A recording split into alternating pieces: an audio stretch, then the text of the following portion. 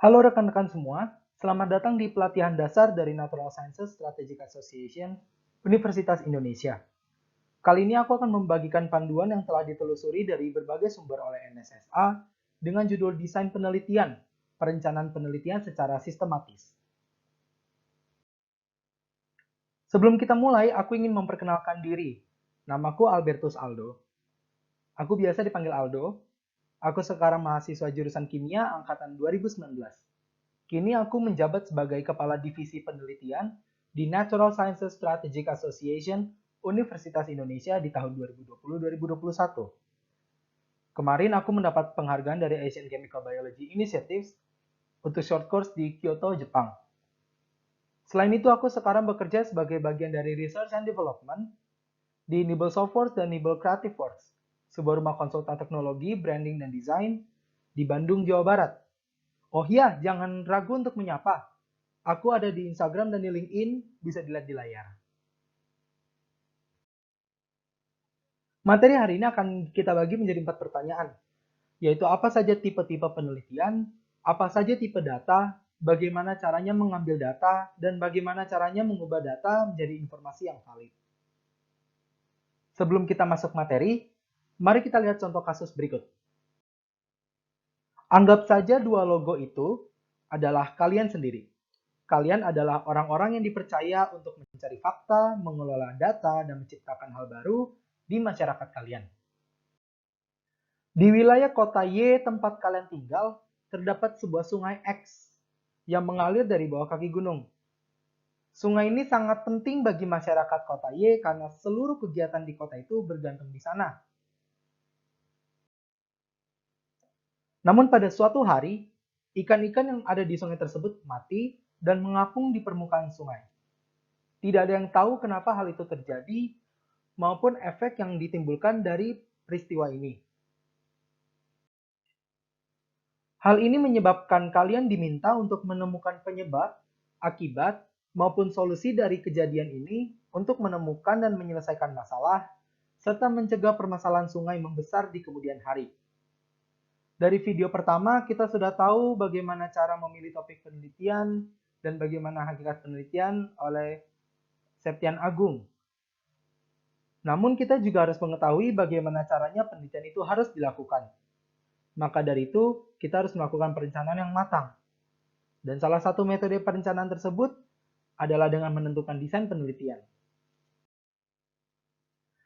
Desain penelitian didefinisikan oleh Creswell sebagai serangkaian metode dan prosedur yang digunakan dalam mengumpulkan dan menganalisis variabel data yang ditentukan pada masalah penelitian.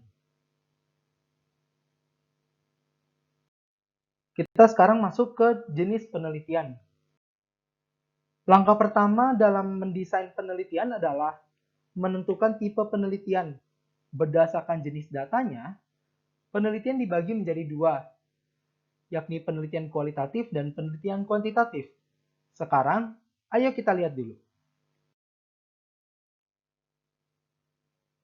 Penelitian kualitatif menurut Creswell adalah proses penyelidikan untuk memahami permasalahan sosial atau manusia berdasarkan pembangunan gambaran yang kompleks dan holistik, dibentuk dengan kata-kata, pelaporan pandangan rinci dari narasumber, dan dilakukan secara alami.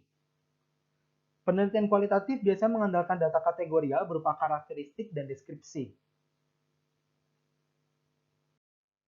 Karena struktur penelitiannya lebih longgar dan lebih beragam, maka penyusunan penelitian ini dapat dibantu dengan melakukan penyusunan bagian penelitian. Menurut penulis buku The Sage Handbook of Applied Social Research Method dari Leonard Beckman dan Debra J. Robb, ada 4 metode yang harus kita perhatikan. Goals, atau tujuan, berguna untuk mempertanyakan alasan penelitian harus dilakukan. Conceptual framework adalah cara untuk mengetahui konteks dan variasi pada masalah yang terjadi. Method adalah cara data dapat diambil, dan validity adalah cara mengetahui kebenaran data berdasarkan sudut pandang, latar belakang, dan kejadian permasalahan yang terjadi.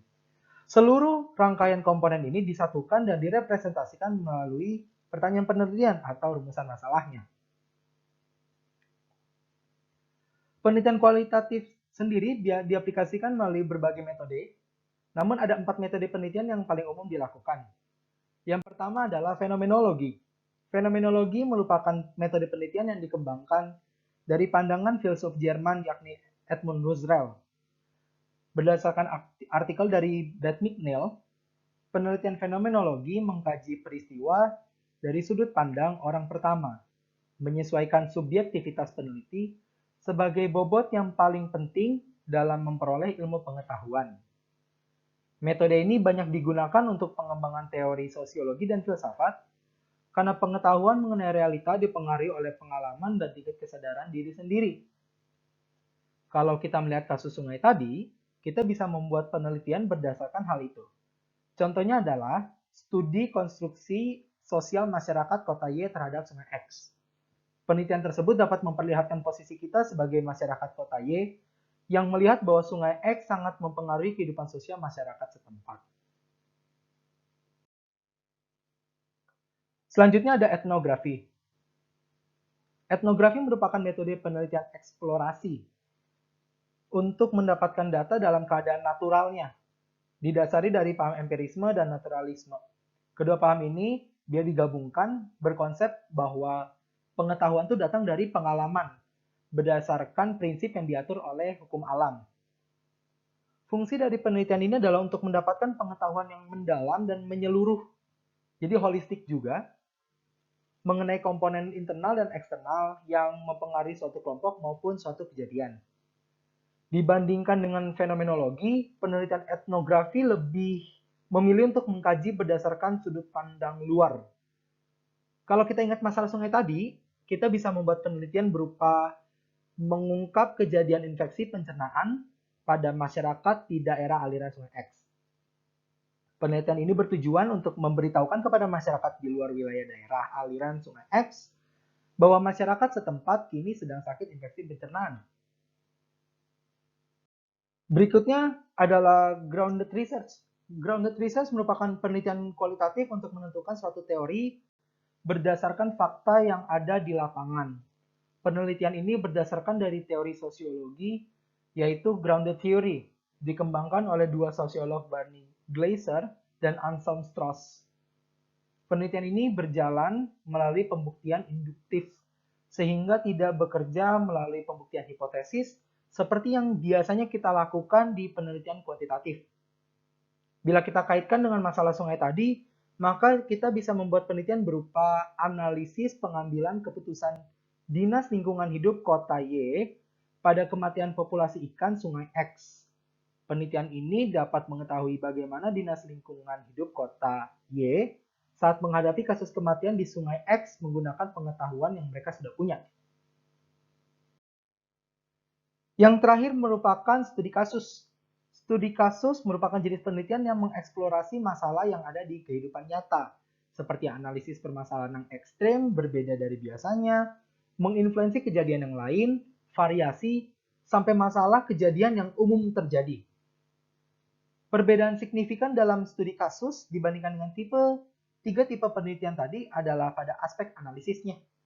Hal itu disebabkan karena studi kasus tidak hanya mengungkap sisi what, apa, dan how, bagaimana, tapi juga hal yang lain dengan titik beratnya di aspek why, kenapa, sehingga data diambil dengan metode yang lebih detail, berstruktur, dan punya alur yang biasa kita sebut dengan benang merah.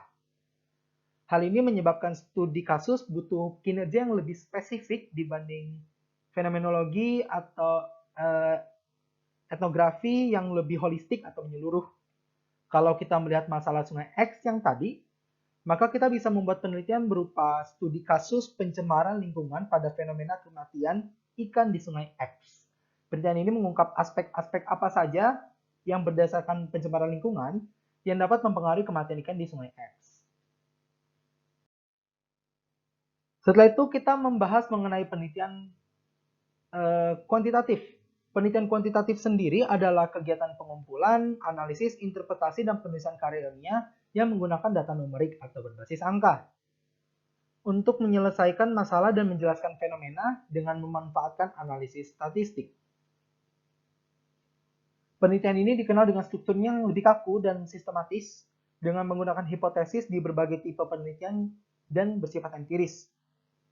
Dibandingkan dengan penelitian kualitatif yang sering menggunakan pembenaran induktif, pembenaran deduktif lebih umum digunakan di kuantitatif. Meskipun juga ada berbagai metode yang dapat digunakan dalam penelitian kuantitatif, namun untuk kesempatan kali ini kita akan bahas 4 jenis penelitian yang paling sering digunakan. Jenis penelitian yang pertama adalah penelitian deskriptif. Penelitian ini berusaha menjelaskan kondisi atau keadaan sebuah variabel yang sudah diketahui, sehingga menghasilkan informasi yang sistematis mengenai sebuah kejadian. Biasanya hipotesis tidak muncul di awal penelitiannya, tapi nanti munculnya setelah data diambil, sehingga analisis data berfungsi untuk pembuktian hipotesis yang baru banget muncul. Informasi yang sistematis dapat didapat menggunakan pembatasan studi yang tepat dan pengukuran yang cermat untuk tiap variabelnya. Kalau kita menarik lagi dari masalah sungai X yang tadi, kita bisa membuat penelitian deskriptif dengan judul Deskripsi Jumlah dan Kondisi Kematian Ikan pada Sungai X bulan Januari sampai Maret 2020. Penelitian ini mengidentifikasikan berapa banyak ikan yang mati di Sungai X selama 3 bulan, serta kondisi ikan saat data diambil yang ditentukan dalam skala. Yang kedua adalah penelitian korelatif. Penelitian korelatif merupakan jenis penelitian yang mengungkap hubungan antara dua objek penelitian tanpa melakukan manipulasi pada objek-objek tersebut. Sebagai gantinya, pengamatan hasil data statistik dilakukan untuk mengambil data buat penelitian itu. Maksudnya, penelitian korelatif tidak memerlukan percobaan yang dapat mengubah-ubah suatu objek untuk melihat respon dari objek yang lainnya, melainkan cukup menggunakan laporan pengamatan yang sudah ada. Karena hal itu, banyak pendapat yang menyatakan bahwa penelitian korelatif adalah bagian dari penelitian deskriptif. Namun, kali ini penelitian korelatif dibedakan dengan deskriptif karena hasil dari penelitian ini akan menemukan pola dan kecenderungan atau tren dan pattern berdasarkan hipotesis yang telah dibentuk sebelum data diambil.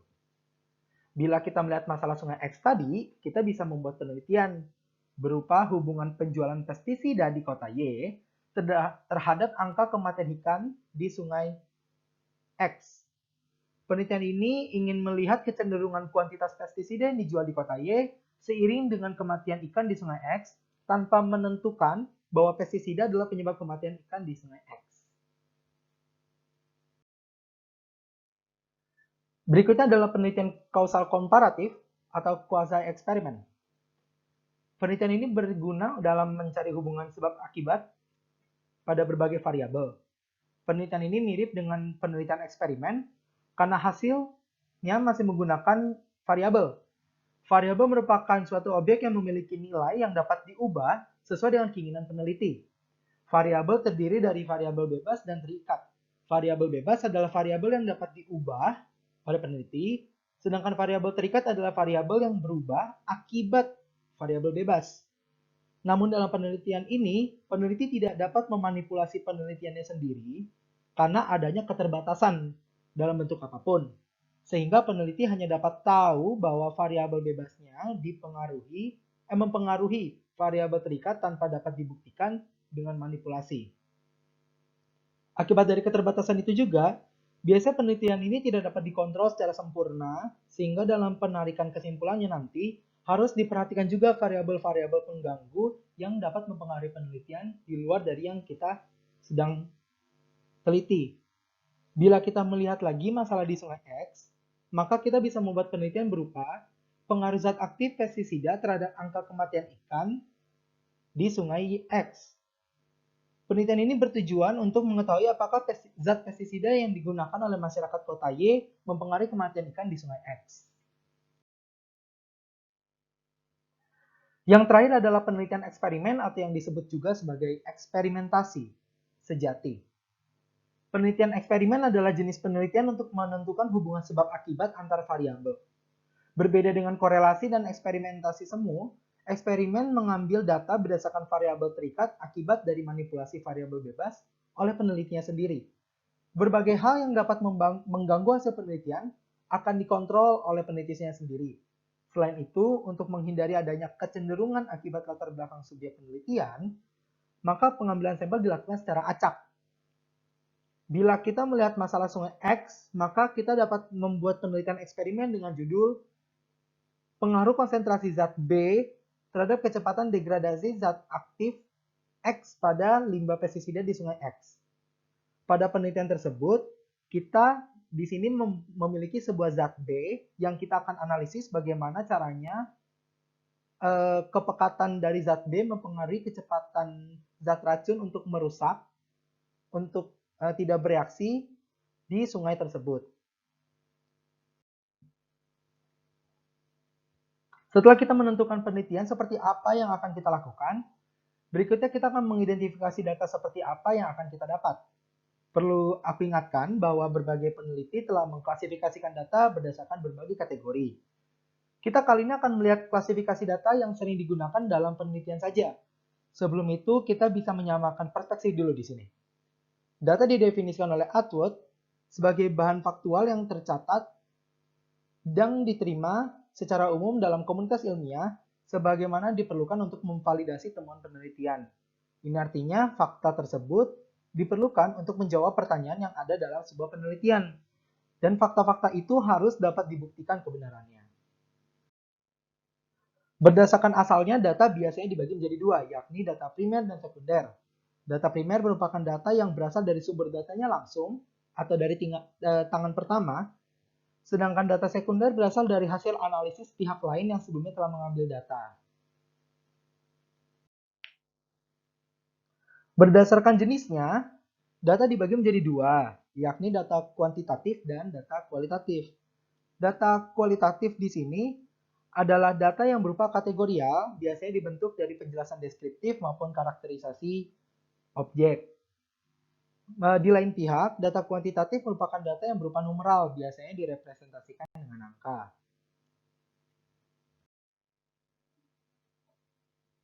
Sekarang kita masuk ke metode pengambilan data. Sampai di tahap ini, kita sudah mengetahui metode penelitian yang kita gunakan. Kita sudah sampai tahu data seperti apa yang kita mau ambil. Sekarang kita akan menentukan cara mengambil data yang sesuai dengan metode penelitian dan jenis datanya. Mengambil data menggunakan metode yang benar sangat penting karena berbagai metode menghasilkan data yang berbeda-beda. Kita harus tahu metode apa yang pas untuk penelitian itu supaya data yang nanti kita peroleh dapat didapatkan dengan mudah dan tepat. Berikut adalah beberapa metode yang umum digunakan. Pertama adalah wawancara. Wawancara sangat cocok untuk mendapatkan informasi mendalam dari narasumber mengenai perilaku, pilihan, perasaan, opini, dan pandangan sampai ke pengetahuan. Sehingga sangat cocok digunakan untuk penelitian kualitatif. Pertanyaan tersebut berbentuk terbuka, wujudnya 5W1H biasanya. Dan kalau yang bentuknya seperti itu akan sangat baik digunakan untuk mendapatkan informasi yang lebih dalam. Tentunya ada berbagai persiapan yang harus kita lakukan untuk wawancara, seperti menyediakan not tulis dan alat rekam. Pertanyaan harus disiapkan dengan ringkas sehingga mudah dipahami. Bila data diambil dengan wawancara, jangan lupa untuk selalu menjaga etika. Perkenalkan diri dan tujuan penelitian kepada narasumber, dan pastikan narasumber telah sepakat bahwa semua hasil wawancara yang digunakan hanya untuk penelitian saja. Jadi tidak dibocorkan ke pihak luar. Bila narasumber ingin memberikan informasi yang lebih detail tapi tidak ingin direkam, maka narasumber bisa mengatakan off record. Dan kita di sini harus menghargainya. Yang kedua adalah kajian literatur. Kajian literatur merupakan kegiatan mencari data melalui bantuan dokumen hasil penelitian yang telah dilakukan oleh peneliti lain. Tentunya sebagai peneliti kadang kita kesulitan mendapatkan semua data yang kita perlukan untuk menyusun penelitian. Biasanya karena metode lain terlalu mahal atau tidak dapat diakses dengan mudah. Maka dari itu data diperoleh melalui hasil penelitian yang telah diperoleh sebelumnya dengan menyertakan referensi ke dokumen tersebut. Data yang akan dihasilkan biasanya berupa data sekunder. Berikutnya adalah survei. Survei merupakan kegiatan pengambilan data yang menggunakan selembar kertas yang berisi pertanyaan. Disebut juga kuesioner. Sebelum melakukan survei, biasanya kita menentukan dulu orang-orang seperti apa atau responden seperti apa yang akan kita inginkan. Pertanyaan yang diajukan pada survei biasanya berupa isian singkat maupun pilihan ganda dalam skala. Data yang dihasilkan dikategorikan sebagai data primer biasanya. Selanjutnya adalah focus group. Focus group adalah metode pengumpulan data melalui diskusi dalam satu kelompok berisi orang-orang yang memiliki hubungan dengan permasalahan yang ada di penelitian, seperti ahli-ahli maupun kelompok-kelompok responden. Meskipun konsepnya mirip dengan wawancara karena sama-sama mengambil data dari tanya jawab, namun fokus group lebih mengarahkan pengambilan datanya melalui informasi yang disampaikan dari interaksi dari masing-masing pihak selama kegiatan diskusinya berlangsung. Observasi atau pengamatan lapangan adalah kegiatan pengambilan data melalui pengamatan pada lokasi sumber data tempat fenomena terjadi. Biasanya tanpa intervensi dan kontrol dari penelitinya sendiri. Data yang dihasilkan akan bertipe data primer biasanya. Yang paling terakhir adalah eksperimentasi. Didefinisikan sebagai kegiatan pengambilan data melalui manipulasi variabel penelitian dan pengukuran efek pada variabel yang lain. Eksperimentasi memerlukan proses kontrol sehingga seluruh sampel tidak dipengaruhi oleh variabel lain yang tidak sedang diteliti. Data yang dihasilkan biasanya berwujud data primer. Setelah kita mendapat datanya, kita harus mampu mengubah data tersebut menjadi informasi. Hal itu dapat dilakukan dengan cara menganalisis data yang ada. Analisis kualitatif merupakan rangkaian kegiatan pengolahan data kualitatif pada berbagai penelitian. Dalam melaksanakan analisis ini, terdapat berbagai metode yang biasa digunakan. Namun secara garis besar, analisis kualitatif akan berlangsung melalui proses yang telah diamati oleh Merriam menjadi 5 bagian. Pertama, naratif merupakan kegiatan persiapan atau perapian data, merapikan data sehingga dapat dengan mudah diatur. Contohnya meringkas ulang hasil wawancara, menyusun koleksi quotes, mengatur ulang kejadian kronologis, dan menganalisis ulang pertanyaan yang telah diajukan. Coding merupakan kegiatan pengaturan data ke dalam berbagai kategori untuk memudahkan proses analisis, seperti mengubah ringkasan wawancara jadi poin-poin, mencari variabel pengganggu, mengkategorisasi data, dan mengajukan pertanyaan lanjutan dari hasil yang sudah kita dapat. Interpretation atau interpretasi adalah kegiatan pengambilan kesimpulan untuk memahami conceptual framework yang tadi muncul, seperti menghubungkan data dengan teori yang sudah ada, membangun pola logika dari data berdasarkan masalah yang kita punya, sampai membangun koherensi konseptual. Berikutnya, konfirmasi adalah tindakan pengecekan kembali untuk meyakinkan peneliti bahwa hasil analisis yang muncul saat interpretasi berasal dari data yang ada, bukan semata-mata dari peneliti itu sendiri. Biasanya melalui perbandingan sudut pandang internal dengan eksternal, membandingkan dengan kasus-kasus lain yang serupa, mengecek bukti negatif atau bukti yang melawan hasil analisis kita, dan meminta feedback dari peneliti yang tidak bergabung dalam penelitian kita. Yang terakhir adalah presentation, adalah kegiatan eksposisi atau penunjukan atau pertunjukan hasil penelitian untuk dianalisis dan dikembangkan lebih lanjut oleh peneliti berikutnya dalam rupa berbagai hal, mau infografis atau laporan tertulis. Berikutnya analisis statistik atau statistical analysis adalah proses seluruh rangkaian pengambilan data, interpretasi, sampai penyajian dan pengambilan keputusan berdasarkan prosedur dan aturan matematis. Proses ini biasanya dilakukan dengan 3 tahap. Preparasi data dilakukan untuk mengekstraksi data dari bentuk mentahnya ke bentuk yang dapat dianalisis. Contohnya seperti merekapitulasi data dari hasil laboratorium ke dalam tabel. Statistik deskriptif digunakan untuk meringkas dan merepresentasikan data yang telah kita ambil. Contohnya dengan menggunakan data rata, penunjukan nilai maksimum minimum, hingga frekuensi dan standar deviasinya. Statistik inferensial digunakan untuk pembuktian hipotesis dalam penarikan kesimpulan. Salah satu contohnya adalah penggunaan ANOVA atau analisis variansi one variable untuk menguji seberapa signifikan perbedaan suatu data dengan data lain. Setelah mendengarkan seluruh rangkaian mendesain sebuah penelitian, sekarang mari kita lihat kembali apa yang telah kita bahas. Penentuan jenis penelitian berguna untuk memilih Gambaran kasar mengenai penelitian yang akan kita lakukan. Lalu pemilihan jenis data berguna untuk menetapkan data apa saja yang akan kita ambil berdasarkan jenis penelitian yang digunakan. Pemilihan metode pengambilan data berguna untuk memastikan data dapat diambil dengan cara yang efektif. Terakhir, pemilihan analisis data fungsinya untuk mengubah data yang diambil menjadi fakta baru yang benar dan dapat kita pertanggungjawabkan. Sehingga rangkaian desain penelitian berjalan berdasarkan tahap yang kita bisa lihat di layar. Namun dari semua hal yang telah kita bahas, satu hal yang paling penting adalah sebagai peneliti, kita tentunya juga memiliki kemampuan dan keterbatasan. Dengan menyusun perencanaan yang tepat, kita dapat memproduksi fakta yang terbukti kebenarannya sesuai dengan kekurangan dan kelebihan kita. Maka dari itu, melakukan perencanaan penelitian yang matang akan membantu kita dalam melaksanakan penelitian dengan benar. Terima kasih banyak sudah menyaksikan video kali ini. Semangat bagi kalian untuk mengerjakan penelitiannya. Bagi yang ingin bertanya, silakan ajukan di kolom komentar di bawah. Aku juga menyertakan daftar pustaka dari rekan-rekan yang bisa teman-teman sekalian akses di deskripsi di bawah video ini. Aku ingin meminta maaf untuk overgeneralisasi dan materi yang kurang mendalam supaya bisa menyampaikan materi ini dengan lebih ringkas. Bila ada kesalahan dalam materi dan perkataan, mohon disampaikan juga di kolom komentar sehingga dapat diperbaiki. Sampai jumpa di kesempatan berikutnya.